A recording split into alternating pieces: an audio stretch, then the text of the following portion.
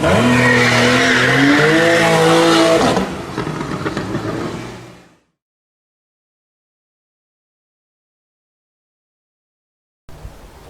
everyone, so today we're going to be taking a look at the all-new 2016 Kia Optima, and today's review is taking place at Heron Auto, Opel Kia, situated in Donegal Town, County Donegal.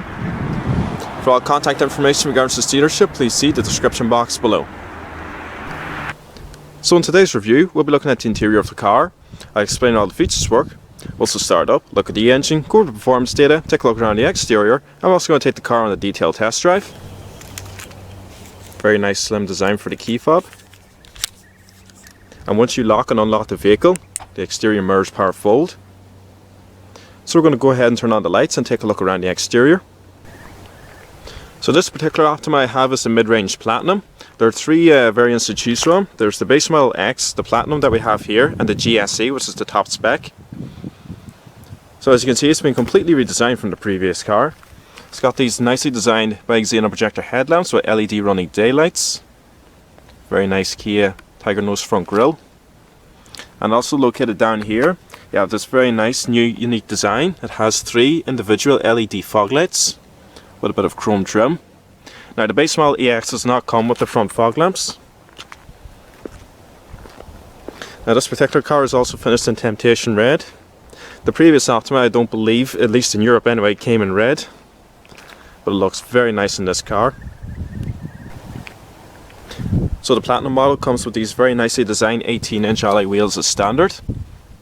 It's got ventilated steel disc brakes in the front with solid discs in the rear, as well as an independent McPherson strut front suspension and a multi-link for the rear as well. Very nicely designed chrome bezel on the front wings, and it has additional chrome for the window surrounds and for the bottom of the car, just to highlight the body that little bit more, and also chrome on the door handles, as well as LED turn signals on the exterior mirrors. Also has a shark fin antenna and very nicely designed LED tail lamps. This car also has rear parking sensors and a reversing camera just underneath the Kia badge. So you can release the boot using the button on the key fob, you can use the button on the interior, or you can just do it the old-fashioned way. You can see the rear backup camera just there. Boot space in the Optima is very good. It's got 510 litres of room. I have a few things off to the right there, but still a good bit of room to spare. And also you can fold down the rear seats from the boot as well.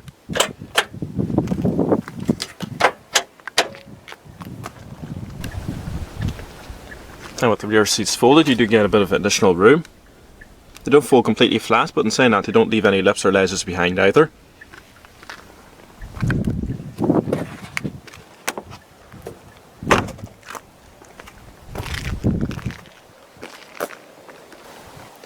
The overall length for the Optima is 191.1 inches. It has a width of 73.2 inches and a height of 57.6 inches. And the overall wheelbase is 110.4 inches.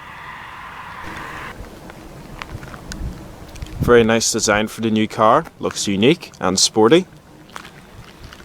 It's even got a very nicely designed exhaust tip as well, again with additional chrome at the bottom of the bumper.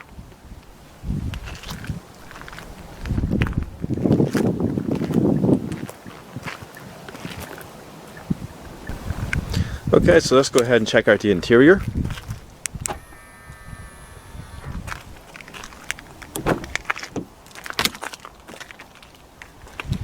So it's got a black leather interior with leather armrests, and it's also accented by black piano veneer finish. You've got your powerful exterior mirrors as well as your one-touch automatic windows, a little bit of storage, as well as a full electric driver's seat. The passenger seat is fully manual, and as soon as you insert the key into the barrel, the seat moves forward into a preset setting. It's also perforated.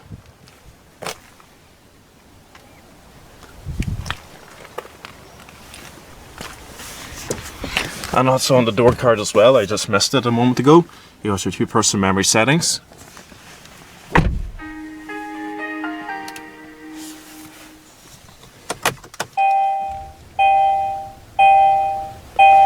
So just apply the foot brake and turn the key to start.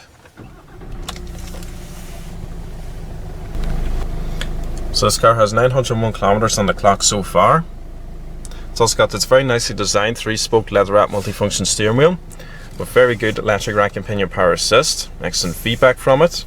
You also got your standard radio controls off to the left as well as the mute button, and then off to the right you got your cruise control and a few buttons here to operate the truck computer, which I'll just briefly demonstrate.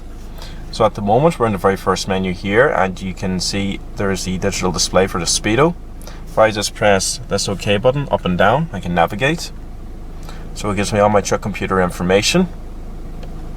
And if I just press the button with these 2 pages right above it, it will go to the next menu for me. So you got your compass here, and I believe your sat-nav coordinates will show up there when you have the sat-nav activated. This next one here is the lane departure warning assist. If I just activate it by pressing this button, the system is on. Next, when you have the radio on, your stations will display there, and as usual you can just navigate through them. You got your tire pressure monitoring system. I believe you have to be, well, according to this message, you have to be driving for it to display. And then if I press down, it tells me when my next service is due. And then you'll get all your standard user settings for the driving assist, door, lights, sound, convenience, service intervals, and other features. So we'll just put it back onto the digital display for the speedometer. So other controls off to the right here, you got your traction control, brake release, and fuel brake cap release. So the Platinum model comes with a 7-inch touchscreen. I believe on the GSC model you got an 8-inch touchscreen as standard. And you also got the SD card slot here for the satellite navigation maps. Then located down here you get all your preset settings for the radio, such as radio selection, media, the Bluetooth, as well as your sat-nav maps, information, and your general settings. Has excellent sound quality. So we'll go through the infotainment system. If I click radio here, you can go through your FM and AM frequencies list, just all your preset stations that we have set up here. Then you got your presets again. Go into options, just all your general options and sound settings for the car. And hit return again. Media, this is like if you have your phone Bluetooth to the car, you can listen to the audio through it, or when you have some plugged into the auxiliary or USB jacks, your Bluetooth control there. So we'll take a look at the sat-nav map. So you can choose to have it as a split screen like we have here, which is very nicely displayed. You've still got your good size map, you got your time there, radio station, as well as the speed limit for this particular road, and then you can have things like full screen, very good in size, excellent display, your route information when you have a destination set up, as well as your maneuver information. So I think we'll keep it on full screen. It's very, very nice. I was using it earlier, so I was. And on the bottom left here, you can go through your destination, route, and traffic information. This car also has the dual zone clean air climate control. Very nice display. You can also just set it to automatic if you wish.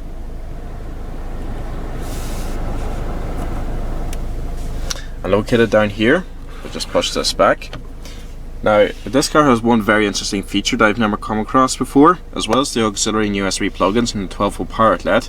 You got this little symbol here and this pad. Now, this here is a wireless charging device for your mobile phone. It doesn't seem to work with my phone, which is a Samsung Galaxy S3 Mini. I'm not sure what phones it works with, I believe I've seen it demonstrated with an iPhone, but I'll need to get a list of what mobile phones it works with, and I'll try and fit them into the description box below. But it's very cool. So you put your phone down here, this illuminates I think green or orange, and then it just wirelessly charges your phone. It's a very, very cool and interesting feature. I'm still not 100% sure how it works though, because I believe for charging a device you have to have it physically plugged in to a charger. So I thought anyway, but apparently these days you can charge devices wirelessly, which is pretty amazing, so it is. And also, you got your 2 integrated cup holders. This car also has a 7-speed automatic transmission. That's a dual clutch system as well. It's very nice and easy to use. When you put it in reverse, the backup camera and guidance lines come on, and when we move the steering wheel, the lines move along with it. And then when in drive, you can change gears manually. Just push the gear stick over to the right and change them from here. Or you can use the very nice silver paddle shifters mounted on the back of the steering wheel. And then below that you got your start-stop system, your different driving modes. There are 3 of them. At the moment we're in normal mode, and that doesn't actually have a digital display. If I press it though, it goes into eco mode and sport mode, which sharpens up throttle response, and then just back into normal. Off to the right, you got your heated steering wheel, as well as 3-stage heated front seats, your electronic parking brake, auto hold feature, and parking sensors. And then underneath the leather center-mounted armrest, figure out how to open it here, sorry. There we go. Couldn't find the handle. You got a good deep storage area with this removable piece. And it's also got these very, very comfy black leather seats. I think the heated seats and the heated steering wheel will be very handy in those winter days. Also has an auto dimming interior mirror. So it's had a sunglasses container. Illuminated vanity mirrors.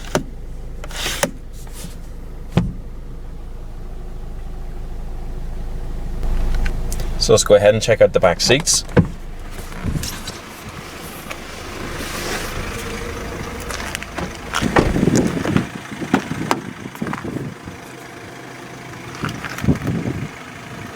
Back seats in this car are also heated, 2-stage.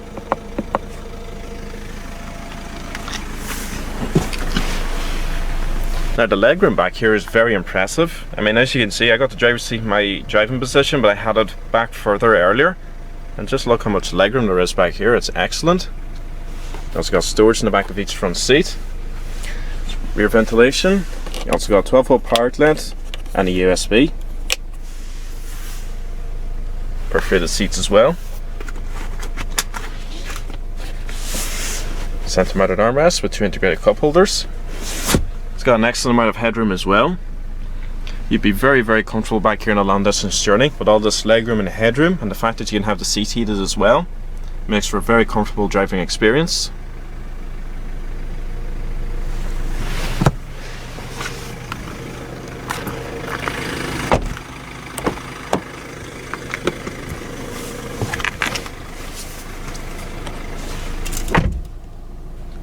Okay, so let's get started on the test drive.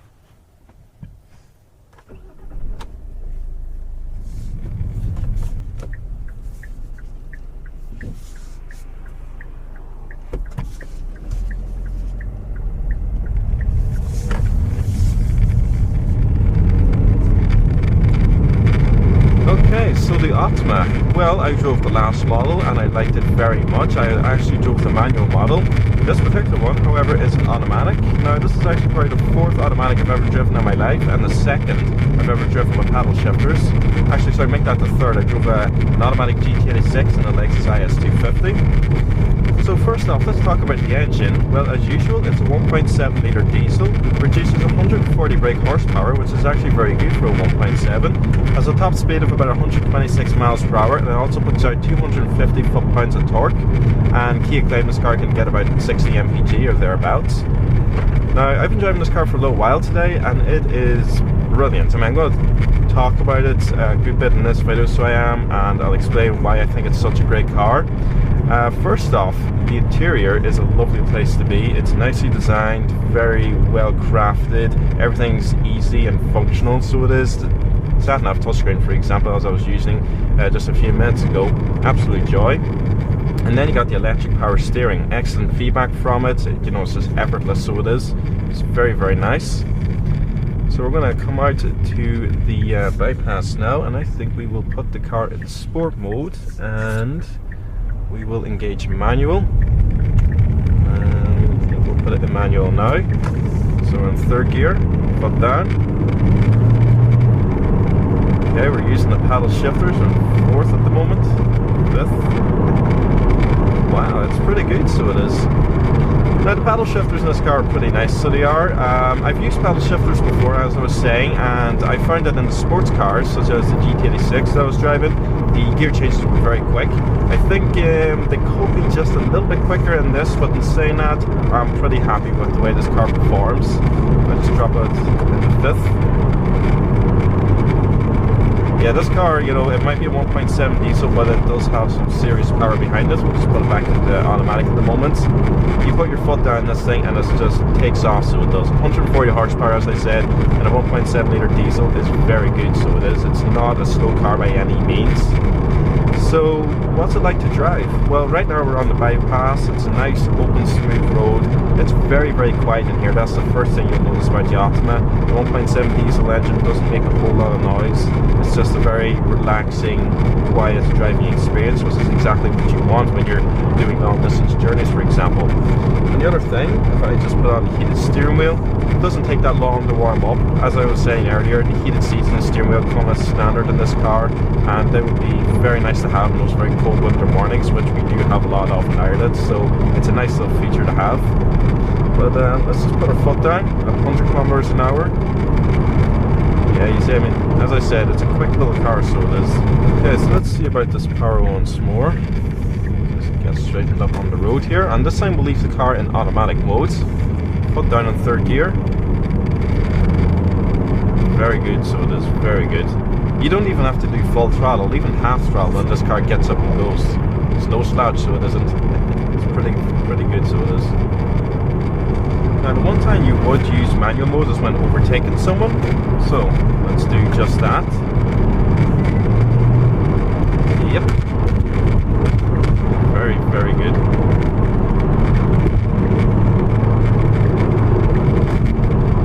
One little feature I just want to demonstrate now is the lane departure warning assist. So I'm just going to wander over towards the white line here. Watch. I don't know how well you guys can see that on camera, but I'm going towards the white line, and the steering wheel is actually pulling me back into the left, which is brilliant. Okay, so we're out in the back roads, and we're going to see what it's like coming into the first big bend. Handles itself very well, so it does. Excellent feedback from the electric steering. Going over a few bumpy bits now, and you know, it doesn't seem to be too bad. It seems to be soaking them up quite well. Doesn't feel particularly uncomfortable at the moment. We're coming up now to another tight right-hander, and we have the car still in sport mode, by the way. Yeah, very little body roll. That's one thing I do notice when taking these tight corners. You know, the car doesn't kind of lumber around that much. So we're just driving out here on a smooth section now. One thing I will tell you about the Optima is, even though it's quite a big family four-door saloon, all-round rear visibility in this car is very good. You know, it doesn't feel big inside, but in a good way. It's very easy to drive, so it is very easy to maneuver. And yeah, you know, the handling in this thing is very nice, so this is very sharp and direct, so it is. And the suspension is doing an excellent job as well. Let's put it back into manual mode. I think manual mode can get a bit addicting, really, if you like paddle shifters.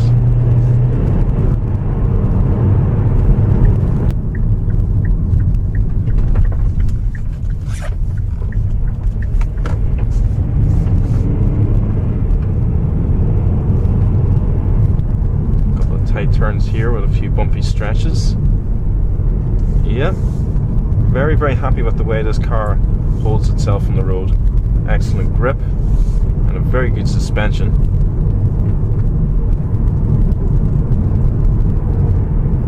This has to be one of the nicest kind of mid-range family saloons I've driven, and I've driven a few over the years. I mean, I thought the last Optima was quite impressive. It was a white manual one I was driving, and I really liked that. But this just feels so much better. It's so refined, it's quiet, it's relaxing. It's just a very, very good car overall. I mean, I don't know how to fault this thing. And the automatic transmission is also very nice, so this is a very smooth dual clutch, as I said. And the best thing about them dual clutches, especially on kind of mid-range family saloons like this, where you just want an easy, relaxing drive, is the first clutch recognizes gears 1, 3, 5 and 7, so all the negatives, and the second clutch will recognize gears 2, 4 and 6. So this means now, as I'm driving along, let's say in third gear here, the other clutch is prepared fourth gear, which means it just slips into it very, very smoothly. Whereas with a single clutch gearbox there might be a bit of lag and delay, but in this it's very smooth and crisp. So we're just coming back into Donegal town now. Overall, I think the Kia Optima is an excellent car. I mean, what staggers me most is just how much standard equipment you get on this model. Now, this car costs something around 32, maybe 33,000 euro. All details regarding the Optima now will be listed in the description box below, including the price list. But I mean, for example, you get an auto-dimming interior mirror, automatic headlights, you get lovely LED fog lamps, heated front and rear seats, full electric driver's seat with memory settings, sat-nav, cruise control, and one of the nicest automatic gearboxes I've ever used in my life. It's just such a well-spec car, but that's what Kia are known for these days, how much standard equipment you get on their vehicles. So other things I like about this, to drive, it's very comfortable, so it is. The steering from the electric rack and pinion, very smooth and crisp, and the suspension setup is very good in this car as well. I was driving over the back roads there, and as I said, the suspension was absorbing them, no problem whatsoever. So yeah, I think that's pretty much everything I have to say regarding the Optima. I hope you guys enjoyed the review as much as I enjoyed driving it. If anyone out there is considering getting something like an Optima or an Avensis or a Passat or any one of them diesel mid-range saloons that you see on the roads these days, certainly try out the new Optima, at least take it on a test drive. I guarantee you're going to love it. So everyone, thanks for watching, see you again next time.